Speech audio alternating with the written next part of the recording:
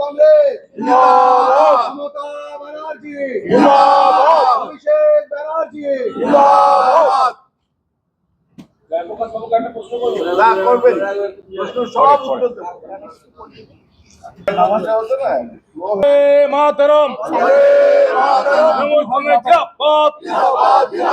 আমারই মানুষের নেত্রী মমতা ব্যানার্জি জিন্দাবাদ, বাংলার নেতা অভিষেক বন্দ্যোপাধ্যায় জিন্দাবাদ, বন্দে মাতরম, তৃণমূল কংগ্রেস জিন্দাবাদ, আমাদের নেত্রী মমতা ব্যানার্জি। এইটা ধরো, আজকে মেদিনীপুরের রাজনীতিতে একটা ঐতিহাসিক দিন। শুধু নির্বাচন চলছে বলে নয়, মেদিনীপুরের যে বিজেপির যে সংগঠন ছিল তার কোমর ভেঙে দিয়ে, সংগঠনকে নিঃশেষ করে দিয়ে, মেদিনীপুরের বিজেপির সংগঠনের শেষ স্টলওয়ার্ড তিনি আজকে বিজেপির প্রতি বিতৃষ্ণায় তৃণমূল কংগ্রেসে যোগদানের সিদ্ধান্ত নিয়েছেন। আপনারা সবাই জানেন তিনি আর কেউ নন, প্রদীপ কুমার পট্টনায়ক। প্রদীপ কুমার পট্টনায়ক বলতে গেলে আমি একটুখানি আবেগতাড়িত হয়ে পড়ছি এই কারণে, আমি যখন বিজেপিতে গিয়েছিলাম তখন আমাকে বলা হয়েছিল মেদিনীপুরের বিজেপি মানে প্রদীপ পট্টনায়ক। তিনি পাঁচটা বিধানসভা নির্বাচন এই মেদিনীপুর সদর থেকে লড়েছেন, খড়গপুর টাউন থেকে তিনি লড়েছেন, লোকসভায় লড়েছেন, এবিভিপির সূচনা করেছিলেন এই মেদিনীপুরে প্রদীপ পট্টনায়ক। বিজেপির ফাউন্ডার মেম্বার মেদিনীপুরে প্রদীপ পট্টনায়ক। আনডিভাইডেড তখন মেদিনীপুর, সমগ্র পূর্ব পশ্চিম মিলিয়ে শুভেন্দু তখন নেই কোথাও, কেউ নেই, অধিকারী ফ্যামিলি নেই তখন। সেই সময় প্রদীপ পট্টনায়ক বিজেপির ঝান্ডা ধরে এখানে জন্ম দিয়েছিলেন বিজেপির। পরবর্তী ক্ষেত্রে আমরা দেখেছি যখন দিলীপ ঘোষ এসে এখানে খড়গপুরে দাঁড়ালেন বিধানসভায়, তাকে জেতানো, তার হয়ে কাজ করা, তার হয়ে ভোট করা, এবং 3টে আসন জিতেছিল বিজেপি সেই নির্বাচনে, 2016 নির্বাচনে। কে জিতিয়েছিলেন, কে পরিশ্রম করেছিলেন বিশ্রামহীন, সে প্রদীপ পট্টনায়ক। পরবর্তী ক্ষেত্রে দিলীপ ঘোষ দাঁড়ালেন লোকসভা 2019, সেই সময়েতেও তার সঙ্গে ছিলেন প্রদীপ পট্টনায়ক সংগঠনকে ধরে। এবং আমি এইটুকুনি বলতে পারি যে যখন 2021-এ হিরণ দাঁড়ালো এখানে খড়গপুরে, তখন তার মধ্যেই প্রদীপ বাবু বিজেপির থেকে তার মন ঘুরে গিয়েছিল। তিনি বিজেপির কার্যকলাপ মানতে পারছিলেন না, বাংলা বিরোধী কাজের তিনি প্রতিবাদ করেছিলেন যে আমি বিজেপি করব, আর একই সঙ্গে বিজেপি করতে গেলে বাংলা বিরোধী কাজ করতে হবে, আমি মানতে পারি না। তা সত্ত্বেও তাকে বলে হিরণের কাজে তাকে লাগানো হয়েছিল। তিনি তার জয়লাভেও বিশেষ ভূমিকা পালন করেছিলেন। কিন্তু বারবার তো হয় না। তিনি বিজেপির আজকের বাংলা বিরোধী, বাংলার মায়েদের বিরোধী, বাংলার ভাইদের বিরোধী যে কার্যকলাপ, এবং সামগ্রিকভাবে তৎকাল বিজেপি, নব্য বিজেপি, শুভেন্দু বিজেপির যে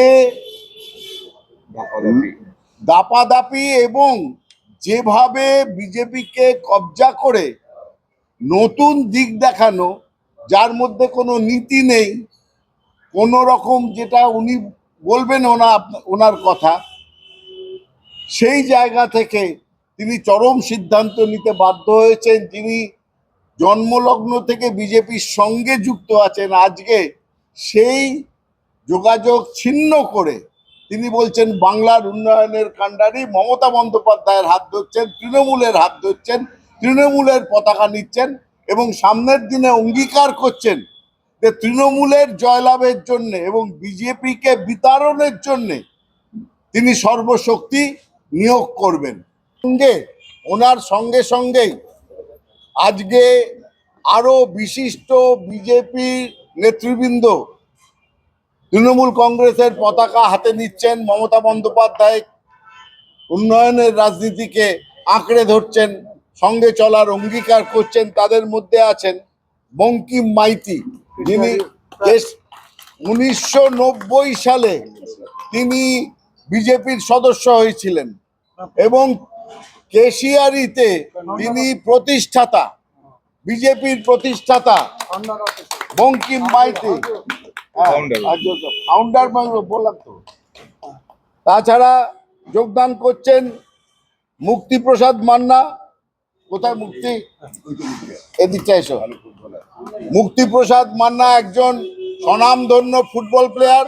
তিনি সাউথ ইস্টার্ন রেলওয়েতে তিনি খেলাধুলো করেছেন, খেলেছেন, রিপ্রেজেন্ট করেছেন দীর্ঘদিন এবং বিজেপির সঙ্গে যুক্ত ছিলেন। তিনি আজকে বিজেপি ছেড়ে তৃণমূল কংগ্রেসে যোগদান করলেন। ইতু গাঙ্গুলি, তিনি সমাজসেবক এবং দিদিমণি মানে স্কুল টিচার, বিজেপির একজন সক্রিয় সদস্য ছিলেন। আজ থেকে তিনি আজ থেকে তৃণমূল কংগ্রেসকে যোগদান করলেন। আর একজন আছেন জয়ন্তী নিমাই, মহিলা কার্যকর্তা এবং তিনিও সমাজসেবক। তারাও তৃণমূল কংগ্রেসে পরিবারে যোগদান করলেন। এবার আপনারা বলতে পারেন। এই নির্বাচনে যত সভা করেছি, কোথাও গিয়ে তৃণমূল কংগ্রেসকে ভোট দিতে হবে এটা আমরা বলছি না। আমরা বলেছি যে মানুষের অধিকার, অর্থাৎ বাবা সাহেব আম্বেদকর সংবিধানের যে অধিকার, যে মৌলিক অধিকার সাধারণ মানুষকে দিয়েছিলেন, সেই অধিকারগুলো সাধারণ মানুষকে যদি ধরে রাখতে হয়, ফিরে পেতে হয়, তাহলে তৃণমূল কংগ্রেসের পাশে থাকতে হবে এবং এই স্বৈরতান্ত্রিক সরকারের অবসান ঘটিয়ে মানুষের সরকার দিল্লিতে প্রতিষ্ঠিত করতে হবে। তো স্বভাবতই আমাদের দলে উনি যোগদান করতে চেয়েছিলেন। দিদিকে আদর্শ মেনে, দিদির চলার পথকে ভালোবেসে উনি আমাদের দলে যোগদান করার আহ্বান জানিয়েছিলেন, আমাদেরকে বলেছিলেন উনি যোগদান করতে চান এবং আমাদের দলকে নন, আমরা যে লক্ষ্য নিয়ে কাজ করছি অর্থাৎ মানুষের অধিকার, সেই অধিকারের লক্ষ্যে, সেই অধিকার ফিরিয়ে দেওয়ার লক্ষ্যে উনি কাজ করতে চান। আরো একটা বিজেপি যে আদর্শ নিয়ে আমি করেছি, অটল বিহারী বাজপেয়ী প্রথম সভাপতি ছিলেন, ওনার সঙ্গে আমি খুব ক্লোজ ছিলাম। আমাদের দাদা যখন বললেন যে আমি একা প্রথম বিজেপি আরম্ভ করেছি, তার আগে এবিভিপি করেছি, পুরো পশ্চিমবাংলাতে একমাত্র খড়গপুর কলেজ যেখানে আমরা ইউনিয়ন করেছি, সেখানে অবশ্যই আমি আদার অর্গানাইজেশনকেও জয়েন করেছি। তারপরে 1982, 87, 91, 96, 2001 আমি অ্যাসেম্বলি ক্যান্ডিডেট হয়েছি বিজেপি, ঠিক আছে। তারপরে 2009 লোকসভা ক্যান্ডিডেট হয়েছে। তো আমি বলছিলাম না যে আমাকে টিকিট দিতে হবে, ভালো লোককে টিকিট দেবে, কিন্তু এরা কি করেছে, একটা মানে এক্সপেরিমেন্ট করে দিয়েছে মেদিনীপুর সেন্টারটাকে সবসময় ক্যান্ডিডেটকে, একমাত্র ডক্টর মনোরঞ্জন দত্ত ছাড়া বাকি প্রত্যেক যে হয়েছে ক্যান্ডিডেট একবারই হয়েছে। একটু পরে দিলীপ বাবু এই কথা বলুন, আমার অনেক ডিফারেন্সেস ছিল ওনার সঙ্গে, কিন্তু কেন ওনাকে সরিয়ে দেওয়া হলো? উনি তো জিতেছিলেন, সরিয়ে দিলেন। এখন যাকে এনেছেন আমি ওনার বিরুদ্ধে কিছু বলতে পারবো না, কেন আমি ওনার বিষয়ে জানিও না। এটা শুনুন, 2014 পরে অনেক রাম ভক্ত জন্মেছে, ঠিক আছে, তারপরে ওরাই এখন বিজেপিকে চালাচ্ছে। চিন্তা করুন যে প্রধানমন্ত্রী নরেন্দ্র মোদী বলছিলেন যে না খাউঙ্গা না খানে দুঙ্গা, তো উনি 25 জন এরকম কারাপ্টেড বিজনেসম্যানকে নিজের পার্টিতে নিয়েছেন, তার মধ্যে 24-এর কেসগুলো সব শেষ করে দেবে, ঠিক আছে। তো এই বিজেপিতেও আমি কোনোদিন চাইনি। বাজপেয়ীর মতন মানে ভগবান তুল্য মানুষ, এখনও আমি বলছি যে বাজপেয়ীজির মতন মানুষ হয় না। আমাদের দিদিকে উনি মেয়ের মতন মানতেন, সেটা আমি জানি। তো আডবাণীজি যশবন্ত সিং, সুষমা স্বরাজ, এদের সবার সঙ্গে আমি কাজ করেছি। আমি তো সংগঠনের বিভিন্ন স্তরে কাজ করেছি, তারপরে ন্যাশনাল কাউন্সিলেও 28 বছর ছিল। কেউ বলছিলেন যে আমাকে বরখাস্ত করা হয়েছিল। 2019-এ বাই ইলেকশনে আমি বিরোধিতা করেছি। আমার একটাই উদ্দেশ্য ছিল, আমি বলেছি আমাকে টিকিট দিতে হবে।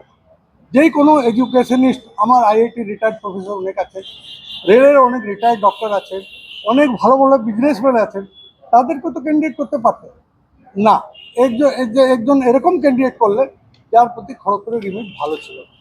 45,000 লিড ছিল, আর ওখানে আমাদের তৃণমূলের যে ক্যান্ডিডেট ছিল প্রদীপ সরকার 22,000 ভোটে জিতেছে। সেখানে আমি বিরোধিতা করেছি। তো আমাকে বললেন যে সাসপেন্ড করবেন, রিমুভ করবেন। তো ওই সময় দাদা ছিলেন, তো কেউ কিছু করলো না। তারপরে আবার আমাকে আমাদের মাননীয় দিলীপ ঘোষ রিকোয়েস্ট করলেন যে দাদা অন্তত 2021টাতে আপনি বিরোধিতা করবেন না, আপনি হেল্প করুন। আমি হেল্প করেছি। উড়িষ্যার স্টেট প্রেসিডেন্ট যিনি এখন আছেন, উনি আমার বাড়িতে এসে 2বার 3বার অমিত শাহের ইনস্ট্রাকশনে এসে আমাকে রিকোয়েস্ট করলেন। আমি বললাম ঠিক আছে, আমি বিরোধিতা করবো। হিরণ জিতে গেল। আমি বলছিলাম কোন জঙ্গল থেকে হিরণটা এসছে, একে করছেন আপনি। ও বিধানসভা জিতলো, তারপর মিউনিসিপ্যালিটি চলে গেল, আবার এখন আমাদের কি বলবো শুভেন্দুকে ধরে ও লোকসভা প্রার্থী হয়ে গেল ঘাটালে। মানে কালকে ঘাটালের পরে যদি কোথায় ইলেকশন হয় ওখানেও চলে যাবে। তো ওর যে এইসব টেন্ডেন্সির লোককে বিজেপিতে নেওয়াটা খুব ভুল। সেটা আমি বারবার বলেছি ওদের, বিজেপির সেন্ট্রাল লিডারকে, ইভেন নাড্ডাজিকে বলেছি, নাড্ডাজি আমাকে চেনেন, ওনাকে বলেছি, অমিত শাহকে বারবার মেসেজ করেছি, মোদিজিকে করেছি। মোদিজি আমাদের অবজারভার ছিলেন এখানে পশ্চিমবাংলা, যখন তপন সিকদার আমাদের প্রেসিডেন্ট ছিলেন। তপন সিকদার আপনারা জানেন আমাকে ছোটো ভাইয়ের মতন মানতেন, আর উনি যা পরিশ্রম করেছেন ওর তুলনা কোনো বিজেপি লিডার করতে পারে 2024-এর লোকসভার প্রার্থীকে আপনার পছন্দ? না। আমার কোনো ওনার ব্যাপারে কোনো বলার কিছু নেই, কেন আমি জানি না ওনাকে কবে উনি পার্টিতে এসে কি করতেন, কবে BJP করলেন। উনি কবে বিজেপি করলেন, ও জয়প্রকাশ দা ভালোভাবে বলতে পারবেন। আমি জানি না, আমি ওনার বিরোধিতাও করছি না। ঠিক আছে। কে না শুনুন, কালকে থেকে সারা রাত আমি ঘুমাইনি। অনেক বিজেপি কর্মী আমাকে ফোন করেছে, আমি ফোন উঠাইনি। আজকেও আসার সময়ও আমি বেরিয়ে যাওয়ার পরে বাড়িতে কিছু কিছু লোক বিজেপি কর্মী গিয়েছিলেন, বললেন দিদি ভাই আসতে চাই, দাদার সঙ্গে কথা বলতে চাই। একটা ডেড বডি তোমার সঙ্গে আমার দেখা হয়েছিল। তো আমি বললাম দেখুন দিদি, আমি এখানকার ফাউন্ডার, আর আমার সবার সঙ্গে পরিচয় করেছিলাম। ওই যে আমাদের মুক্তি মান্না আছেন জেনারেল সেক্রেটারি, আমি ওখানে একটা মন্দির করেছি। তো উনি ছিলেন, এরা সব ছিলেন। তো বললেন যে কিচ্ছু নো রেসপন্স। তারপরে 2-3জন আমাদের বিজেপিরই ভালো কর্মী, তারা বলেছেন যে তাদের সঙ্গে কোনো মানে ওর কাটসি নেই যে একটা সিনিয়র লোকের সঙ্গে দেখা করে। আর এই সব লোকগুলো বিজেপির এখন নেতার নেত্রী। তো আমি আর কি বলবো, আমার কোনো উপায় ছিল না, চুপচাপ বসে থাকবো। তার থেকে ভালো পার্লামেন্টে জুন বোর্ডকে আমরা পাঠাই, অন্তত আমি ওনাকে ধরে কাজ তো করাতে পারবো। আর খড়গপুরের অনেক কাজ আছে যেটা করানো যায়। এই যে 2টা ব্রিজ দেখছেন, এটা আমার প্রপোজাল ছিল। দিদি যখন রেলমন্ত্রী ছিলেন উনি করেছিলেন স্যাংশন। একটা হরিদা ফাটক বাজারের ব্রিজটা, আর একটা আইআইটির ব্রিজটা উনি রেলমন্ত্রী থাকার সময় করেছিলেন। আর ওই সময় আমি রেলের মেম্বার ছিলাম, আমি হেল্প করেছি। আপনাকে যদি প্রার্থী করতো তাহলে কি আপনি দল ছাড়তেন না আজকে? ওটা তো পরের বিষয় হতো, তাহলে তো প্রশ্নই উঠতো না। আপনি কতবার দাঁড়িয়েছিলেন, কতবার জিতেছেন? আমি একবারও জিতেনি, একবার লোকসভায় দাঁড়িয়েছি, তো 7বার বিধানসভায় দাঁড়িয়েছি। 2021 থেকে তো আপনার অনেকটা করে রাজনৈতিক ভূমিকাও তো আমরা দেখতে পাই, নিষ্ক্রিয় ছিলেন। কীরকম দেখবেন, দেখুন একটা আমাদের একটা সাংগঠনিক পার্টি, ঠিক আছে, সেখানে একটা যদি আপনি ওই নিউ কামারকেও দিয়ে দেন প্রেসিডেন্ট, ওকে মানতে হবে। তো আমি ওরকম মেনে চুপচাপ বসেছিলাম। আর কতদিন বসে থাকবো বলুন? শুধু না, ওদের কাজ শুধু ইলেকশনের সময় আমার ইউজ করা, আর জিতে যাওয়ার পরে কোনো সেটা এখন বলতে পারছি না। যদি দিলীপ ঘোষ প্রার্থী হতেন তখন আমার কি স্ট্র্যাটেজি হতো সেটা ওই সময় বলা যেত। আজকে হ্যাঁ,